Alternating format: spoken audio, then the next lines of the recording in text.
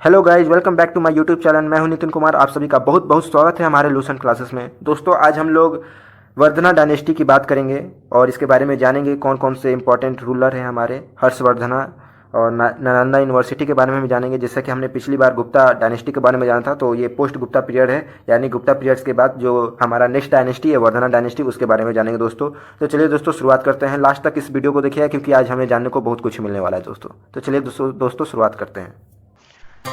शुरू करने से पहले अगर जो इस चैनल पे नए हैं, प्लीज इस चैनल को सब्सक्राइब कर लीजिए और नोटिफिकेशन की जो बेल आइकन है उसे दबा लें, ताकि कोई भी नोटिफिकेशन हो आप तक मिलती रहे दोस्तों, और आप लोग रेगुलर अपडेट रहे। चलिए शुरुआत करिए। वंदना डायनेस्टी को दोस्तों पुष्यभूति डायनेस्टी भी कहते हैं। दरअसल ये डायनेस्टी हमारा 550 एडी से 647 एडी तक था, और उस शासनकाल में हमारा हर्षवर्धन, जो हमारे एक महान नॉर्थ इंडिया के जो रूलर थे, उनके बारे में भी दोस्तों हम जानेंगे नेक्स्ट फर्दर। और दोस्तों, इसमें हम लोग जानने वाले हैं उनके ओरिजिन के बारे में, एडमिनिस्ट्रेशन, सोशल इकोनॉमिक कॉजेज और रिलीजन के बारे में दोस्तों जानेंगे। तो चलिए दोस्तों, एक एक करके शुरुआत करते हैं। दोस्तों, जब गुप्ता डायनेस्टी हमारा छोटे छोटे भागों में जब बटा था, तब हमारा कुछ डायनेस्टी ऐसे थे जो वो शुरुआती दौर पे इंडिपेंडेंस हो गए थे, और इंडिपेंडेंस होने के कारण जो गुप्ता डायनेस्टी का समाप्त हुआ, और उनमें से एक पुष्यभूति डायनेस्टी भी थी दोस्तों। और ये दरअसल हुनान जब अटैक हुआ गुप्ता डायनेस्टी पे, तब ये दरअसल छोटे छोटे भागों में गुप्ता डायनेस्टी बट गया था। अब गुप्ता रूलर में एक सिस्टम था फ्यूडेटरीज का, और उसमें दरअसल होता क्या, फ्यूडेटरीज एक तरह का मतलब होता है जागीरदार। अगर कोई मंडल अगर इसमें अच्छा काम करता है, तो ये लोग पैसा ना देके उसे एक लैंड देते थे और बोलते थे आप वहाँ राज्य करो, वहाँ आप अपना शासन करो। और इस वजह से सब में लालच आने के कारण वो अपने आप को इंडिपेंडेंस घोषित कर देते थे, स्वतंत्र घोषित राज्य कर देते थे, जिसके कारण गुप्ता डायनेस्टी छोटे छोटे इकाइयों में बट गया। और हुनान अटैक के बाद भी दरअसल लास्ट रूलर थे हमारा विष्णुगुप्त गुप्ता डायनेस्टी के दोस्तों। और दरअसल ये डायनेस्टी जो हमारा वर्धना डायनेस्टी यानी पुष्यभूति डायनेस्टी, इसकी शुरुआत हुई 6th सेंचुरी में दोस्तों। और इसके जो सक्सेसर रूलर थे, हमारे जो इंपॉर्टेंट रूलर हैं, वो हमारे प्रभाकर वर्धना, जो कि सन 580 से 605 एडी तक इनका शासन रहा। प्रभाकर वर्धन के दरअसल 2 बेटे थे और 1 बेटी थी दोस्तों। बड़े बेटे का नाम राजवर्धन था, और जो छोटे बेटे थे उनका नाम हर्षवर्धन था। उनकी डॉटर का नाम राजश्री था दोस्तों। और दरअसल प्रभाकर वर्धन जब वो बीमार पड़ गए, तो उनके बाद राजवर्धन जो थे हमारे गद्दी पे बैठे थे, जो कि 605 से 606 एडी तक इसको चलाए थे। प्रभाकर वर्धन दरअसल 580 से 605 एडी तक इनका शासन रहा। उसके बाद राजवर्धन आए, फिर उसके बाद हर्षवर्धन आए। उनके बारे में बाद में बात करेंगे, क्योंकि वो और भी बहुत ही इंपॉर्टेंट रूलर है। अब बात करते हैं जब हम राजवर्धन के बारे में, कि जब वो गद्दी पे बैठे तो बहुत सारे जो हैं इनको प्रॉब्लम फेस करना पड़ा उस दिनों में, और बहुत सारे इन्होंने युद्ध भी लड़ा, क्योंकि ये भी एक राजवर्धन बहुत इंपॉर्टेंट रूलर थे। दरअसल इनकी जो डॉटर थी प्रभाकर वर्धन की, और राजवर्धना की जो बहन थी, उनका जो शादी होता है वो कन्नौज के राजा ग्राहम वर्मन से होता है, और वो भी एक अच्छे रूलर थे। पर क्या होता है कि इनके जो दुश्मन थे, जो वर्धन कहिए या प्रभाकर वर्धन के एक दुश्मन थे, जो कि इनका नाम था देवगुप्ता, और वो दरअसल रूलर थे मालवा के, जो कि अभी प्रेजेंट आपका मध्य प्रदेश में है। और ये जो हैं देवगुप्ता, ये अटैक कर देते हैं आपके कन्नौज के राजा ग्राहम वर्मन को, और इनको अटैक करके इनको मार देते हैं।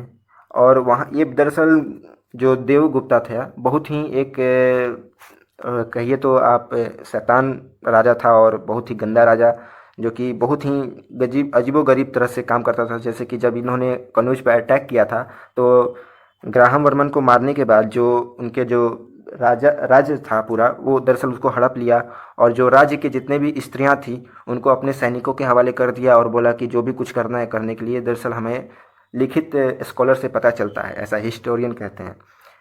नेक्स्ट बात करें दोस्तों, कि जब ये बात हमें राजवर्धन को पता चलती है, तो राजवर्धन को आता है बहुत गुस्सा। तो वो क्या करते हैं, चले जाते हैं इसको मारने के लिए। देवगुप्ता को तो ये मार देते हैं, लेकिन देवगुप्ता के जो फ्रेंड हैं दरअसल शशांक, जो कि 606 एडी में, जब शशांक जो था देवगुप्ता का फ्रेंड था, और ये दरअसल राजवर्धन को धोखे से मारता है। धोखे से इसलिए मारता है क्योंकि ये बोलता है राजवर्धन से कि इनकी जो बेटी है वो इनके प्यार में बंध गई है और इनसे शादी करना चाहती है। तो राजवर्धन को ये बुलाते हैं अपने दरबार में, और वहाँ धोखे से इनको मारते हैं। इस बदले की आंख में जो हर्षवर्धन थे वो काफ़ी छोटे थे, और वो दरअसल बात करें कि हर्षवर्धन के बारे में, तो वो 16 साल के जो थे तब वो गद्दी पे बैठे थे, और उनका मतलब एक लक्ष्य था केवल और केवल शशांक को मारना, बस। और उसके बाद इन्होंने बहुत ही आगे नालंदा यूनिवर्सिटी को दरअसल विकसित किया, और भी बहुत सारे जो हम पढ़ेंगे इनके बारे में आगे कहाँ कहाँ तक इनका डायनेस्टी था। दरअसल आप मैप में आपको मैं दिखा दूँ कि ये जो मैप है आप देख सकते हैं यहाँ पर, दरअसल ये गुजरात से लेके ये दरअसल पूरा नेपाल तक था, नेपाल भी पहले इंडिया में था। ये सब इनका हर्षवर्धन का दरअसल डायनेस्टी था। हर्षवर्धन उस वक्त गद्दी पे बैठते जब ये 16 साल के थे दोस्तों। इनके बारे में नेक्स्ट बात करते हैं। जैसा कि दोस्तों हमने जाना कि 16 साल की उम्र में जो हर्षवर्धन थे वो गद्दी पे बैठे, और इनका मेन लक्ष्य था कि वो शशांक को मारे। और शशांक था कौन? तो शशांक दरअसल दोस्त था देवगुप्ता का, और वो रूलर था हमारा गौड़ का। और इसको आज के मतलब इंडिया की बात करें तो ये नॉर्थन वेस्टर्न बंगाल में के एरिया में आता है, और सम पार्ट ऑफ मगध का ये दरअसल रूलर था, जिसको हर्षवर्धन ने इसको मारा और उस गद्दी को पे बैठा था हर्षवर्धन। और उसके बाद जो इतना जो थानेश्वर जो था वो दरअसल वहाँ से हटके इन्होंने अपना जो कैपिटल सिटी वो कन्नौज रखा। कन्नौज दरअसल हमारा उत्तर प्रदेश में आता है दोस्तों, याद रखिएगा। उनकी जो बहन थी, जब उनके पति जो मर गए तो वो दरअसल विद्यान फॉरेस्ट में वो आग में जाके जलने वाली थी, तो उसको हर्षवर्धन जी जो हैं वो बचाते हैं कि प्लीज़ ऐसा ना करो, मैं बदला लूँगा। और इस बदले की आग में उन्होंने शशांक को मारा। और इनकी जो माँ थी वो भी दरअसल मर गई थी, वो सती हो गई थी अपने पति के। पहले सती प्रथा चलती थी एक्चुअली में। दरअसल जो बड़े लोग थे वो सती उनके लिए नहीं बना हुआ था। जो छोटे लोग हैं ना, जो छोटे कास्ट के, उनके लिए सती प्रथा चलती थी। जो बड़े कास्ट के जो लोग थे वो सती प्रथा नहीं थी। लेकिन उनकी माँ जो थी उन्हें बहुत बड़ा सदमा पहुंचा था उनके मतलब पिता के मरने का, इसलिए वो सती हो गई। अब बात करते हैं कि जब हर्षवर्धन ने जब मैंने कि अभी जैसे बात किया कि वो कन्नौज जो है वो उत्तर प्रदेश में उनको अपना कैपिटल घोषित कर दिया और शशांक को मार गिराया और बदला ले लिया इस तरह से। फिर जो हर्षवर्धन ने ध्रुव सेना सेकंड को हराया, और जो कि मैत्रा के जो रूलर हैं, बालाभी में रूलर हैं वो, और अपनी जो बेटी है उसके साथ इसको शादी करवा देते हैं और बोलते हैं एक अपना लैंड देके कि वहाँ पे राज्य करने के लिए। बाद में इनको ये भारी पड़ता है, बताएंगे कैसे। अब बात करें कि जब वो हर्षवर्धन जब अपना सक्सेशन जो अपना बात करें कि रूलर जो है अपना आगे तक जो एक्सपेंड किए, तो कुछ पार्ट ऑफ मगध जो था इनके अंडर काम आया, और नेपाल भी इनके अंडर था, बंगाल भी इनके अंदर आ गया। लेकिन जब ये साउथ की तरफ जब बढ़े तो इनका जो युद्ध हुआ है चालुक्य के साथ हुआ। उस वक्त साउथ में चालुक्य डायनेस्टी था, और चालुक्य डायनेस्टी में दरअसल सबसे इम्पोर्टेंट बात करें तो पुलकेशिन सेकंड के साथ इनका युद्ध होता है। और याद रखिएगा, और वो जो राज्यवर्धन है इससे हार जाते हैं पुलकेशिन सेकंड से। याद रखिएगा, केवल हर्षवर्धन को हराने वाला पुलकेशिन सेकंड है, एग्जाम में पूछे जाते हैं दोस्तों, इस बात को याद रखिएगा, कभी भूलिएगा नहीं। इनके जो बात करें चाइना का रिलेशन के साथ, तो इनका एक दूत था जो कि चाइना में भेजे, थाइसन, और ताकि अपना जो चाइना और अपना रूलर जो है डायनेस्टी इसका रिलेशनशिप स्ट्रांग हो, इस वजह से इन्होंने चाइना में भेजा। चाइना के जो पिलग्रिम्स थे, जो भिक्षु हैं, वो आए, जिनका नाम था हुएन सेंग, याद रखिएगा नाम, बहुत ही इम्पोर्टेंट नाम है, याद रखिएगा। 635 से 643 एडी में ये आए थे। 8 साल तक हमारे वर्धमान डायनेस्टी में रहें, और हर्षवर्धन बहुत ही प्रेरित थे इनसे, क्योंकि ये बहुत मानते थे।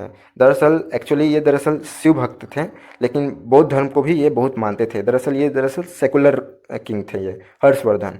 और नेक्स्ट बात करें कि ये कैसे मर गए, तो जैसा कि हमने बात किया कि जो इनके सिस्टम में भी वैसा ही सिस्टम था जैसा गुप्ता डायनेस्टी में था, फ्यूडेटरी सिस्टम, कि लैंड दे देते थे मिनिस्टर को, जो भी इनके जो अंडर काम करता था वो खुश होकर अपना लैंड देते थे और बोलते थे वहाँ रूल करने के लिए। तो ये भी वैसे ही किया, जो कि बाद में जो इनके जो मिनिस्टर है जिनका नाम अर्जुना सवा था, वो दरअसल इनको हड़प लेता है इनका राज, और इनकी मृत्यु हो जाता है 647 एडी में। इनकी जो बुक है, इन्होंने बहुत इनका नॉलेज था संस्कृत में, और बहुत बुक भी लिखे हैं जिनका नाम था नागानंदा, रत्नावली और प्रियदर्शिका, जो ये बुक लिखे थे। याद रखिएगा, इनका लिखा हुआ बुक है, कभी भूलिएगा नहीं, क्योंकि इसको एग्जाम में पूछे जाते हैं। और बात करें कि इनके जो कोर्ट में जो डायनेस्टी में बहुत सारे जो और भी ऑथर थे, जिसमें से एक है बाना भट्ट, जिन्होंने लिखा इनके चरित्र पे अपना बुक हर्ष चरित्र, जो कि दर्शाता है कि इनके काम के बारे में और इंसिडेंट के बारे में, हर्षा के बारे में। कादम्बरी, जो कि political noble of great literacy merit है, जो कि दर्शाता है। और मौर्य जो कि ऑथर है मौर्य शतक और मौर्य शतक का। बात करें कि हर्षना का जो हर्ष डायनेस्टी का जो एडमिनिस्ट्रेशन है वो दरअसल गुप्ता की डायनेस्टी, जैसा कि हमने बात किया कि गुप्ता डायनेस्टी में वही फेउडेटरी सिस्टम था जिसकी वजह से ये समाप्त हुआ। अब इसकी बात करें कि एडमिनिस्ट्रेशन के बारे में, तो एडमिनिस्ट्रेशन कैसी थी, तो देखिए दोस्तों एडमिनिस्ट्रेशन भी सेम गुप्ता डायनेस्टी की तरह थी। जिस तरह से चीफ मिनिस्टर थे और नीचे के जो पद थे, सिपाही होता था, चीफ मिनिस्टर होते थे, कोर्ट होता था, जज हो जाते थे, तो इस तरह से हर्षा डायनेस्टी, हर्ष मतलब वर्धना डायनेस्टी में भी थी। और इनकी बात करें, हाँ, जो चीफ मिनिस्टर था, इनके मामा जी जो थे वो चीफ मिनिस्टर थे उस डायनेस्टी के, याद रखिएगा दोस्तों। और जो गरीब लोग रहते थे उनको दरअसल बहुत ही कम पनिशमेंट दी जाती थी। अगर गरीब लोग रहते थे उनको फ्री में घर वगैरह बनाया जाता था, लैंड प्रोवाइड किया जाता था। बहुत ही दानी पर्सन थे, मतलब जो हर्षवर्धन थे एक समझिए तो दानवीर जैसे कर्ण थे वैसे ये भी थे, हर एक चीज़ दान दे देते थे। बहुत कुछ दान दिए इन्होंने यहाँ तक कि जब हुनैन सैंग जब आए थे तो इन्हीं के पीरियड में इन्होंने, दरअसल मैंने एक वीडियो बनाई हुई है बौद्ध धर्म पे, बुद्धिज़्म पे, मैंने उसको बताया कि 4 कोड के बारे में। 4 इंपॉर्टेंट काउंसिल है जो बुद्धिज़्म में, जो कि मैंने बताया कि हर्षवर्धना डायनेस्टी में भी एक ऐसा काउंसिल होता है जो कि बुद्धिज़्म में ये अपने ही एरिया में, नॉर्थन एरिया में ये करवाते हैं, ताकि बहुत सारे लोगों को बुद्धिज़्म जो है फैले और जो लोग को है ज्ञान, सच्चा ज्ञान पूछे। दरअसल ये एक्चुअली महायान फॉलो करते थे। ये हमें किससे पता चलता है, तो ये हमें पता चलता है हुनैन सैंग की जो बुक है उनसे पता चलता है दोस्तों। नेक्स्ट बात करें इनके सोशल और इकोनॉमिक कॉजेज़ की बात करें दोस्तों, तो हमारे जो अकॉर्डिंग टू द हुनैन सैंग, उन्होंने जब इंडिया में विजिट किया था तो तकरीबन 8 साल या फिर 12 साल तक रहे उन्होंने, 15 साल तक रहा हो। और उन्होंने अपनी बुक में मतलब लिखा भी और मेंशन भी किया कि जब हर्षा डायनेस्टी थी तो उस वक्त जो था इंडिया में कास्टिज्म जो था वो चलता था। सोसाइटी जो थी बहुत बहुत कास्ट में बटी हुई थी, और जो वोमेंस थे उनके साथ भी थोड़ा बहुत भेदभाव किया जाता था, अनटचेबिलिटी थी, डिस्क्रिमिनेशन था, औरतों को सती प्रथा उस वक्त था। तो अपने ये बुक में मेंशन किए हुए हैं ह्यून सेंग, जो चाइनीज़ पिलग्रिम्स थे, आए थे इंडिया में हर्षा डायनेस्टी के वक्त। और इन्होंने ये भी मेंशन किया है कि जो राजा था हर्षवर्धन, वो दरअसल सेकुलर राजा थे, बहुत ही रिबलर राजा थे। और उनका जो था रिवेन्यू 1/6 था पूरा प्रोड्यूस होता था लैंड का। बहुत सारे टैक्सेस जो थे बंदरगाहों और फेरी पर भी लगते थे। फेरी मीन्स होता है घाट। और कुछ टैक्सेस हमारे रॉयल रोड और माइनिंग पे भी लगाए जाते थे दोस्तों। अब बात करते रिलीजन्स की बात करें दोस्तों, तो जो हर्षवर्धन थे दरअसल बेसिकली वो हिंदुइज्म मतलब फॉलो करते थे और वो दरअसल शिव भक्त थे।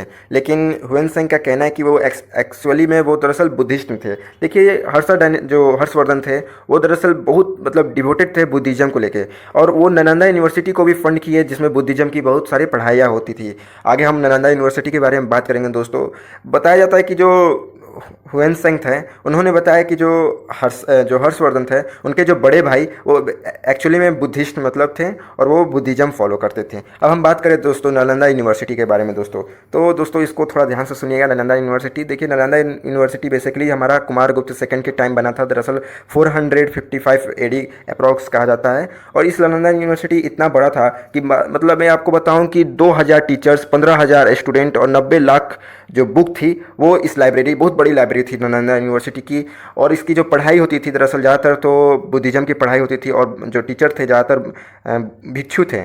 और इसकी जो पढ़ाई होती थी, समझ लीजिए मैं लिटरेचर की बात करूँ, grammar, astrology, science, law, history, economy, यहाँ तक कि आर्किटेक्चर की पढ़ाई जाती थी दोस्तों। आपको विश्वास नहीं होगा, हर एक चीज़ की पढ़ाई जाती थी। अब बात करें कि एक्चुअली ये कैसे मतलब नष्ट हो गया, क्योंकि देखिए उन दिनों जब नालंदा यूनिवर्सिटी थी तो बहुत सारे जो स्टूडेंट थे यहाँ आते थे पढ़ने के लिए, जापान से, पर्सिया से, ईरान से, इंडोनेशिया और चाइना से भी बहुत सारे मतलब लोग आते थे यहाँ पढ़ने के लिए। इसे 3 बार दरअसल डिस्ट्रॉय किया गया और 2 बार रिबिल्ड किया गया दोस्तों, याद रखिएगा। यह दरअसल सेकेंड ओल्डेस्ट लाइब्रेरी है, और सॉरी यूनिवर्सिटी है, हमारे एशिया का सबसे बड़ा सेकेंड लार्जेस्ट यूनिवर्सिटी है। फर्स्ट हमारा तक्षशिला है और सेकेंड हमारा ओल्डेस्ट नालंदा यूनिवर्सिटी है। विक्रमशिला भी यूनिवर्सिटी है, one of the famous university है जो हमारे इतिहास में है मतलब था। लेकिन जो नालंदा यूनिवर्सिटी है, हमारा बख्तियार खिलजी जो है, मोहम्मद बिन बख्तियार जो कि कमांडर था कुतुबुद्दीन ऐबक का, इसने इस नालंदा यूनिवर्सिटी को जला दिया, डिस्ट्रॉय कर दिया। बहुत ही दुष्ट और समझ लीजिए बहुत ही क्रूर ये टाइप का इंसान था, क्योंकि ये नहीं चाहता था कि क्योंकि ये बहुत हिंदुओं से जलता था। क्योंकि कुछ स्कॉलर कहते हैं कि एक्चुअली में ये डिस्ट्रॉय किया था इस यूनिवर्सिटी को, क्योंकि यहाँ पे कुरान की पढ़ाई नहीं होती थी और कुरान का कोई भी बुक इस यूनिवर्सिटी में नहीं था, इस वजह से जला दिया गया है। कुछ स्कॉलर कहते हैं कि एक्चुअली में ये बीमार पड़ा, जिसमें इसने मदद मांगी थी, मतलब इसके इस्लाम में इनका कोई आयुर्वेद की पढ़ाई नहीं थी वैसी, उस वक्त लोग का इस्लाम में था ही नहीं कि ये ठीक हो सके उस बीमारी से। तो एक्चुअली में वो हिंदुइज्म के पास, मतलब हिंदू के पास जाते हैं, वहाँ के जो भिक्षु और वो जो पंडित होते हैं ब्राह्मण, वो औषधि देते हैं और इनसे पढ़ते हैं कुरान में, दरअसल लेप लगा कर देते हैं, जिससे वो बोला जाता है इनसे कि आप कुरान पढ़िए और आप ठीक हो जाएगा। दरअसल उस कुरान के पेज में वो दरअसल लेप लगा देते हैं उस मेडिसिन का, कुछ आयुर्वेदा मेडिसिन बनाई जाती थी पहले, बहुत ही समझ ले इस यूनिवर्सिटी में एक से एक चीज़ पढ़ाई जाती थी। 90 लाख बुक इन्होंने जला के ख़त्म कर दी। तो दोस्तों इस तरह से इनको बुक दिया गया कि लीजिए आप कुरान ही पढ़िए, आपको हिंदुइज्म पे अगर बिलीव नहीं है तो लीजिए आप कुरान पढ़िए, आप कुरान से ठीक हो जाइएगा पढ़ के। तो कुरान जब इन्होंने पढ़ा तो ये ठीक हो गए। एक्चुअली में जब इन्हें पता चला कि जब ये कुरान पढ़ते थे तो हर एक पन्ना थूक लगा के पलट पलट के पढ़ते थे, और उस पेज में दरअसल लेप लगा हुआ था औषधियों का, तो उस औषधियाँ इन पे कमाल कर गए और ये ठीक हो गए। लेकिन दोस्तों एक बात बता दें कि जब इन्हें पता चला इस बात का कि हिंदू में ऐसा हो रहा है और इस यूनिवर्सिटी में ऐसे ऐसे बुक है जो कि बहुत हमारे हिंदुइज्म को आगे मतलब बढ़ा देंगे, तो इस बात से ये जल के इस यूनिवर्सिटी को तबाह करते हैं, कुछ स्कॉलर का मानना है।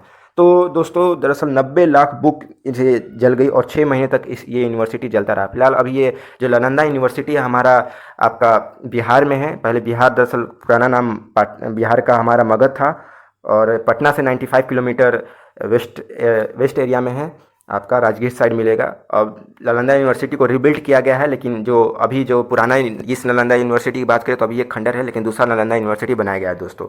तो दोस्तों ये था हमारा मतलब आज का टॉपिक, हमने आज जाना नालंदा यूनिवर्सिटी के बारे में, और बहुत सारे जो सोशल इकोनॉमिक कॉज एडमिनिस्ट्रेशन और ऑरिजिन के बारे में, हर्षा डायनेस्टी के बारे में जाना। तो दोस्तों आशा करता हूँ कि आपको ये पसंद आया होगा। अगर वीडियो अच्छा लगे तो लाइक कीजिए, शेयर कीजिए और सब्सक्राइब कीजिए। आप मेरा टेलीग्राम चैनल ज्वाइन कर लीजिए, नीचे दिए गए डिस्क्रिप्शन में मैंने लिंक दिया हुआ है टेलीग्राम का, वहाँ से ज्वाइन कीजिए, आपको नोट्स वहाँ पर आपको मिल जाएगी दोस्तों। धन्यवाद दोस्तों, हैव ए गुड डे।